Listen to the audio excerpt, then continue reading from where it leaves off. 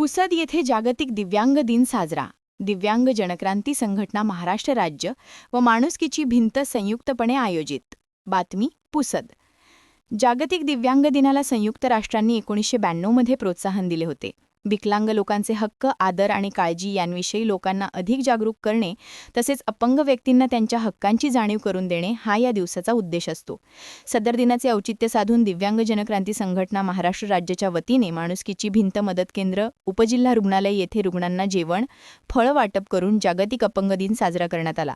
सौ वृषालीताई वडत्या, मृणाल जाधव, सीमा पापिनवार यांच्या प्रमुख उपस्थितीत तसेच माणुसकीची भिंत फाउंडेशनचे अध्यक्ष गजानन जाधव व अनंता चतुर, मधुकर चव्हाण, प्रमोद ठाकूर, दीपक घाडगे, शीला वाकोडे, शरयू वाकोडे व दिव्यांग जनक्रांती संघटनेचे उपाध्यक्ष बाबूशराव पवार, सदस्य शुक्लकुमार वाकडे, तहसीन शेख, वैशाली सोनटक्के, माणिक मिस्से, मनीष जाधव, राजेश भालेकर, सूरज कुरिल, संजय गोदमले, इंदू जोगदंडे आदी कार्यकर्ते उपस्थित होते. समता न्यूज मराठीसाठी परिसर वार्ता पुसद.